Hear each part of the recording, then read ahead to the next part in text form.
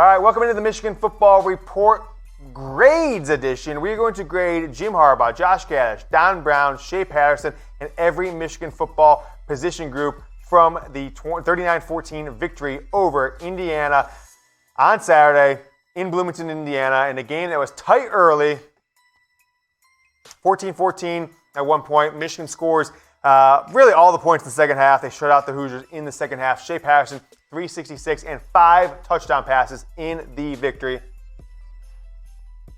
So I want to know from you guys, one-word reaction to today's win. What is your one-word reaction to Michigan's 39-14 victory over Indiana? I'm going to type it here in the live comments here on YouTube. What is your one-word reaction to Michigan's 39-14 victory?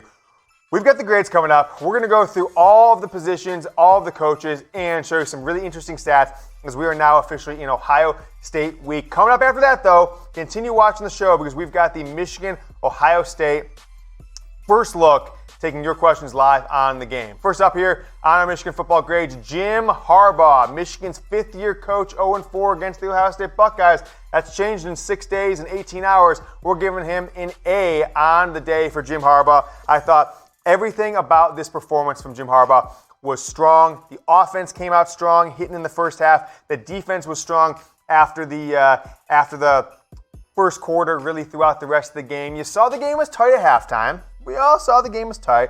No big deal.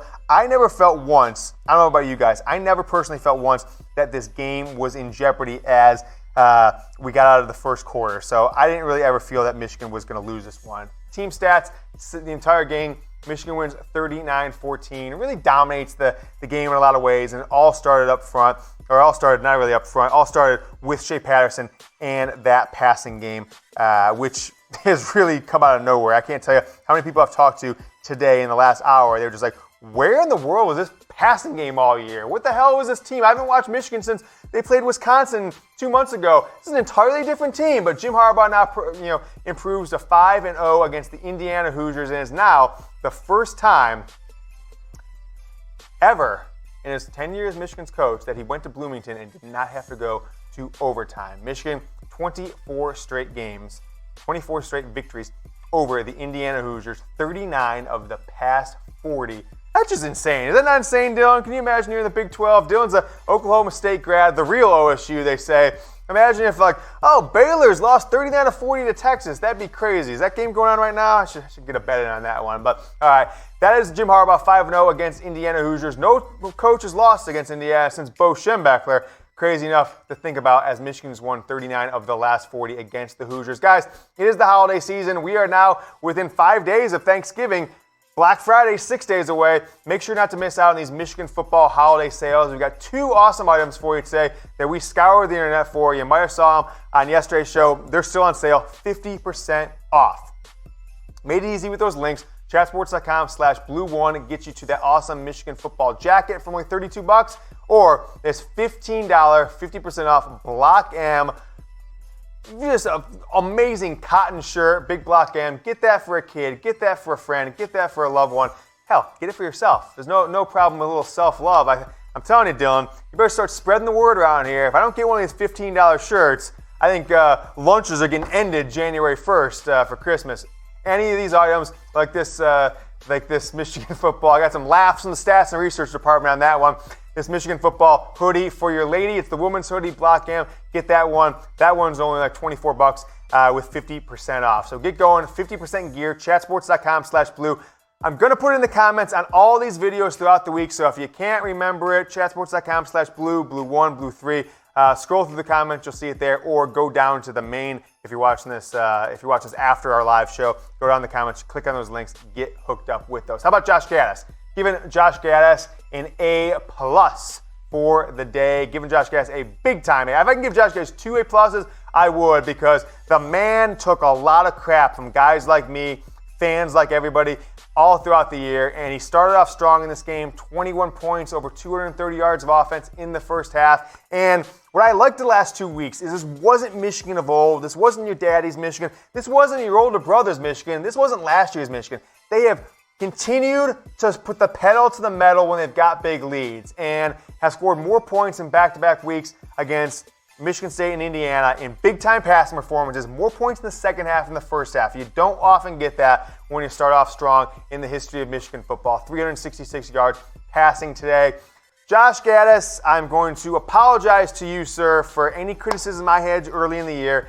It's a shame it did take those first 6 games of the year into about halftime at Penn State to get this thing together. But I'm feeling good about the Ohio State game. I am feeling good about the 2020 season, permitted that Josh Gattis sticks around as Michigan's offensive coordinator. But grade Gattis, grade Michigan's offense against Indiana, A, B, C, D, or F. I'm not sure what kind of crazy person will give him an F, but let's get your grade. Grade the offense. I'm going to type it in here on the YouTube live chat. Let's see what you guys think about this one. I want to see grades on the offense. Dylan's got it. He's saying grade the offense. He's putting there in the live chat. A, B, C, D, or F. I think all in, I'm giving the offense a solid A because I don't think the running game has really evolved much. But, Michigan knows how to run the ball. We proved it against Notre Dame. They proved it a lot over the years. Passing has always been the thing that has hurt Michigan in crunch time, hurt Michigan against big-time performances. So I give the offense an A as a total. But Don Brown, defensive coordinator, got off to a little bit of a rough start there in the first quarter, but I'm giving Don Brown an A. You shut out Indiana really for 3 quarters of the game. I feel like I've forgotten a couple points here on when the actual the drive scored. So Indiana scores, Michigan scores. I'm trying to remember. Michigan was down 14-7 right at the beginning of the second quarter. Okay, so Indiana scores 7 in the first quarter. They score a minute into the second quarter, shut out the rest of the game. So you go 16 minutes to get up 14 points, 44 minutes of shutout ball, 14 in the first half as Michigan went into the halftime with a 7-point lead, and then 14 points for the game for the Indiana Hoosiers on 321 yards of offense. Grade the defense, A, B, C, D, or F. Let me know what you guys think. Or on the Michigan defense, I gave Don Brown an A. I think the defensive game plan was pretty solid. You had some zone for the first time, some solid zone, but you did give up a few of those third downs, and you didn't really shut them down from the start. So I'm giving the defense as a whole B+, because I do think there were a few opportunities left there on the field. Don Brown, though, gets an A. How about Shea Patterson? Michigan's embroiled, talented quarterback that's taken a lot of crap from the fan base, from people on the internet, from the media. If you support the man, type Shea in the comments as you see there. Give me some Shays there in the comments. I'm giving Shea Patterson an A. An A grade. An A for Shea was awesome. He threw the interception back there at the end of the game, but what a performance by him last week. What a performance by him this week. He started off the game hot, 7 of 7, 79 yards, and it's a touchdown, Dylan. Let's make sure we get that changed. Touchdown on Shea Patterson. Bad graphic there, no big deal. It's a touchdown there, but just get the first half stats on the screen. We'll fix that in here in a little bit. First half stats for Shea, 13 of 18, 176 yards, and 3 touchdowns for Shea Patterson in the first half against the Indiana Hoosiers. For the game, 20 of 32, 366, and 1, 2, 3, 4, 5 touchdowns, 1 interception for Shea. Second straight game with 300-plus yards. After Michigan went 39 games without a 300-yard passer, Shea Patterson has done it twice in a row. 300-plus yards and 4 touchdowns last week. 300-plus yards and 5 touchdowns this week. Look at these stats, folks. 2 games, he's basically averaging 375, 4.5 touchdowns, and about 22 of 33 of pretty much each game over the last 2 weeks. That interception shouldn't even count because it was in garbage time, and he was trying to a little show off. He threw off his back foot. I thought it was one of those things that are like, hey, just go long over that tree underneath that car. I'm just going to hit you. And it looked like they were playing without much care in the world. Shea Patterson gets an A for today's game. How about the running backs?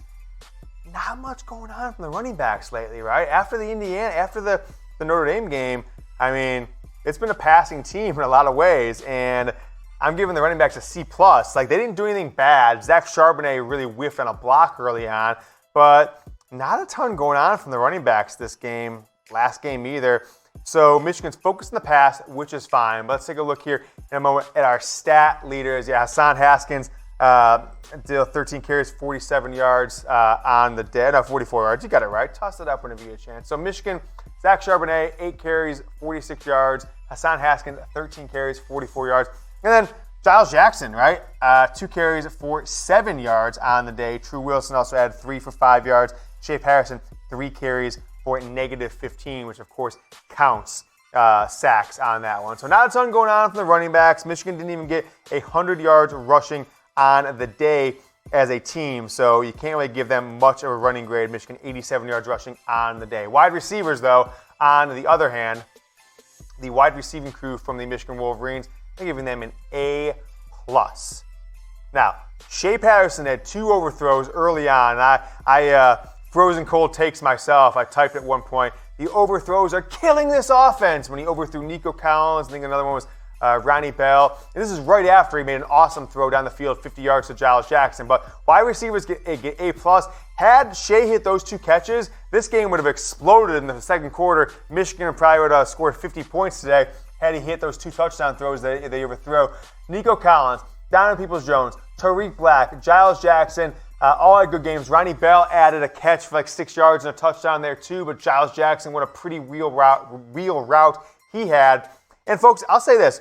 With the emergence of Ronnie Bell, your leading receiver on the season, with the emergence of Mike Sainristil and Giles Jackson in the passing and the running game, I don't care if Nico Collins, Donovan Peoples-Jones, Tariq Black all leave the program, whether it's to go pro or elsewhere. And I'd love to have them back next year. I'd love to have at least 2 of them back. Certainly DPJ Nico Collins would be the preferred of those 2. But Giles Jackson, Mike Sainristil, Cornelius Johnson, and Ronnie Bell, that's an awesome 4-man wide receiving crew next year. Add in a couple freshmen that are coming in. Freshmen are making an impact. Giles Jackson, Mike Sainristil. I think the Michigan passing game next year is going to be very, very good. So I am not scared about those guys leaving at all. Although before this year, folks, I was a little scared that next year's passing game would be rather rudimentary with those 3 guys potentially leaving the program. All right, we'll burn through offensive line, tight ends before we get into the defense. So offensive line, like, tough one to grade. Shea Patterson was rattled a little early, had to scramble around a few times. Nothing going on in the running game, but a lot of protection since middle of the second quarter on. Shea Patterson had a clean pocket all day. I'm giving the offensive line a B grade on the day for this one. I really thought what they did was solid. Nothing super spectacular, but they didn't really have a bad game at all. How about the tight ends, Dylan? I'm giving the tight ends a D. I don't really know what to say about the tight ends anymore. We told you before the season they really didn't exist in this offense, and they didn't exist today at all because these stats are rather insane. We're going to have to throw them the screen. Nick Eubanks, 1 catch for 6 yards, and then Sean McCune on that ridiculous tight end screen, 1 catch for -2 yards. So your 2 tight ends, 2 catches, 4 yards in the day. It's safe to say the tight ends have been wildly overshadowed by the wide receivers here in the 2019 season as the offense has really started to come together. All right, guys, if you haven't yet, make sure you subscribe to the channel. If it's your first time watching, I want to tell you a little bit about what we do. Daily videos from the Michigan Football Report, 7 days a week, except for a couple days here. We don't talk about those. We have other stuff going on. We give you the latest rumors and news. We have broken more stories than any other publication by a long shot. Crazy Sam Webb, that lazy SOB, has nothing on us. We've broken the Oliver Martin story. We've broken Shea Patterson in Michigan. We've broken all kinds of stories throughout the year. Zach Charbonnet being injured before the Wisconsin game. That came from here. James Yoder, the Michigan Football Report by Chat Sports. And lastly, what you're watching now, live chat and audience Q&A. If you're watching this later in the week, if you're watching this on Sunday, this is from our live show. Those of you watching now, we do live chats and Q&As after every Michigan football game. We'll put all these videos for you live or on demand on our YouTube channel, youtube.com/Michigan TV. So subscribe today. Hit that big red button. Before we get into the defense, we'll talk about the special teams. Nothing special about the special teams today. Nothing unspecial. You had a field goal. You had a couple nice returns by Giles Jackson. I'm giving them a B+. Special teams are like the refs sometimes. You can only give them really good grades or really bad grades. It's tough to really judge. If you don't have a 5 for 5 field goal kicker, if you don't have a block punt or a punt return for a touchdown, it's really hard to give a special teams an A. But they didn't do anything bad that was noticeable in the game, so I'm giving them a B+ on the day. Now let's take it to the defense. The Michigan football defense, 14 points, shut out Indiana the final 44 minutes of the game. I'm giving the defensive line a B+ grade here on the Michigan Football Report post-game grades. Make sure to subscribe there, youtube.com/Michigan TV. We got the stats coming up from the defense here in just a moment as I give them a B+. I like what I saw at Aidan Hutchinson today. I saw him running down the line, making plays, but he wasn't even one of the biggest tackle leaders for this team today. I'm going to kind of jump into the tackle leaders as we're getting some graphics going. Aidan Hutchinson, 6 tackles, actually. I think that's the wrong graphic deal, so we'll just go back to the grades. It's fine. That's the defensive. Those are the linebackers. No big deal. We'll go back to the graphics. So, defensive line, I'm giving a B+. I've got the grade. I've got the tackles here. 6 tackles for. Just give me on screen. Do whenever you can. 6 tackles for Aidan Hutchinson. 6 solos, 1 total. B+ for that defensive line. 7 total for Aidan Hutchinson. Michael Dana had 4 tackles on the day. Nice day out of him. Carlo Camp, a couple tackles. Michael Dwumfor, a couple tackles. I thought the defensive line played well. They were attacking Indiana all day, and I'm giving them a B+. Do you want to go for those linebackers, Dill? If you're over those linebackers, we'll go to the linebacker grades. I'm giving the linebackers an A. All right, an A. We jumped the gun in the graphics, but now I got the producer in my ear. We got those linebacker stats up. We got the linebacker stats ready for you guys. We'll toss them up on the screen. Some really nice games out of Khaleke Hudson, out of Josh Uche, out of Jordan Glasgow. Cam McGrone, he showed up a little bit there toward the end, but these guys played great. I had an A grade for this team. They played well and the run game, under 100 yards for Indiana, and the pass game was very nice to see from this defense, stopping some of those crossing routes, sucking some of those drag routes that Indiana employs, that you will see Ohio State employ all game next week. This isn't one of these game of the century games with Ohio State, but this is one of the games that I am more excited and maybe more confident than I've been in a long, long time. How about the Michigan football secondary? A secondary started off rough, missing a starter, which we'll show you here in a second, but I'm giving them a B+. If you want to throw up that Brad Hawkins one, Dill, we can certainly do that.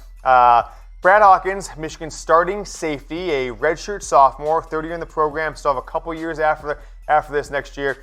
He missed the game, and I haven't been able to really dive in on if it was an injury, if it was something off the field. I'm not going to speculate on that just yet because I don't know, but I think the initial word was injury.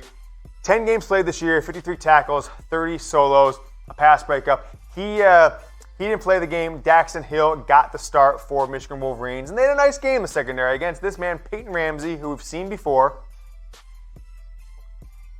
17 of 29 for Peyton Ramsey, 217. I don't think we need Peyton Henderson up there as a running back one, Dill, as we go on the secondary. So Peyton Ramsey, but Dax Hill got the start for Michigan. 8 tackles, all of them solo tackles, and that nice interception early on as Indiana was driving down, really, to score potential another touchdown, and that was a big time point in the game. I don't think people recognize how important, how much of a game changer that was throughout the game. Michigan really put it on Indiana after that, and frankly, had they scored there, it would have been a much, much, much different game throughout the afternoon there in Bloomington, Indiana. We are presented by BetDSI. We are moments away from our Michigan-Ohio State Q&A, so if you want to stick around for that, we'd love to have you. But after the show, go to chatsports.com/bet. Write it down right now. I'll wait. Chatsports.com/bet. Promo code GOOBLUE. Here's what I need you to do, as Mitch Lorenz would say. Here's what I need you to do. Number 1, go to BetDSI. Number 2, put a deposit down. Get yourself a 120% deposit bonus. Number 3, the lines will come out Sunday. Put some money on Michigan. Put your money where your mouth is as a Michigan fan. Bet they're going to be double-digit underdogs at home against Ohio State. Put some money on the Wolverines. Put your money where your mouth was. BetDSI, chatsports.com/bet. Let's recap. We're going to recap the grades one more time for you. Jim Harbaugh gets an A. Josh Gattis gets an A+.